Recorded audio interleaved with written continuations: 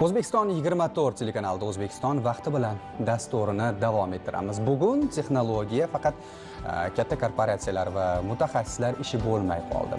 Innovatsiyaga qiziqish maktab davridan shakllanyapti. Juda ko'p yoshlar texnologiyalardan jamiyat hayotini yengillashtirish maqsadida foydalana olyapti va hozirgi lavhamiz qahramoni ham robototexnika va dasturlashni o'rganib, o'z atrofdagilarga, ya'ni tengdoshlariga ham bilimini va tajribasini bo'lishyapti.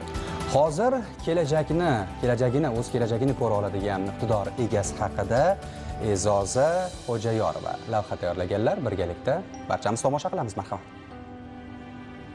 Azimjon Normurodov 16 yoshda bir necha yillardan buyon dasturlash va robototexnika bilan shug'ullanib keladi. Qahramonimiz texnologiya sohasiga oddiy qiziqish bilan kelmagan, aksincha insonlar turmushini yengillashtirish, jamiyatga foyda keltirish maqsadida bu yo'lni tanlagan. Robototexnikaga 11 yoshimdan qiziqib, hozirgacha ishlanmalar va loyihalar, musobaqalarga qatnashib kelmoqdaman. Qiziqishimga sabab bo'lgan narsalardan biri bu, uyimda har xil motorchalar ko'rganimda, o'shalardan ko'rib har xil narsalar yasagim kelardi va 13 yoshimda o'zimizning tumandagi IT to'garaklariga borib, kodlar yozishni o'rganganman.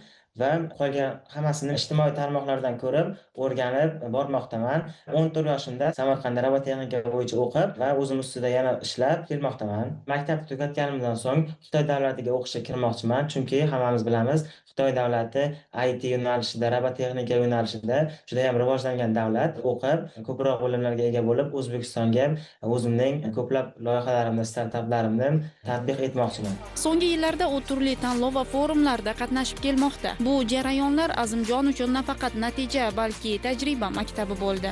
Birinchi musobaqaga chiqqanimda tuman bosqichida birinchi o'rinni olganman. So'ng viloyatga oddiygina kartondan yasalgan robotim bilan musobaqaga chiqqanman va u musobaqada men o'rin ola olmaganman va menga bu juda ham qattiq ta'sir qilgan va men dadamga kelib aytganimda, dada, men shunaqa musobaqaga chiqib yutqazdim deganimda, dadam menga Arduino naborlar olib bergan va shu kundan boshlab men Arduino bo'yicha men qattiq ishlay boshlaganman. Keyingi musobaqaga chiqqanimda o'rin olib kelmoqdaman.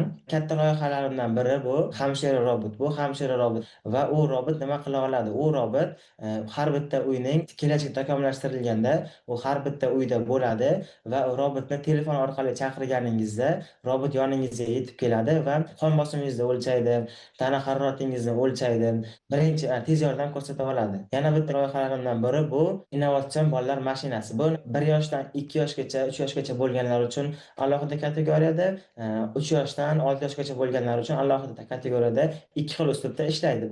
Hozirda Azimjon faqat o'zi o'rganib qolmayapti, uning atrofida texnologiyaga qiziqayotgan yoshlar ham jam bo'la boshlagan. U bilimlarini ulashadi, tushuntiradi, yo'l ko'rsatadi. Qisqasi, qahramonimiz bugun allaqachon ustoz maqomiga ham ega. Hozirda men nafaqat o'rganmoqdaman, o'zimda bor bilimlarimni o'zimning shogirdlarimga berib kelmoqdaman. Shogirdlarim hozirda ko'plab aqlli loyihalar qilmoqda va ular ham sumo, robofutbol yo'nalishida musobaqalarga chiqib, birinchi, ikkinchi o'rinni olib kelmoqda.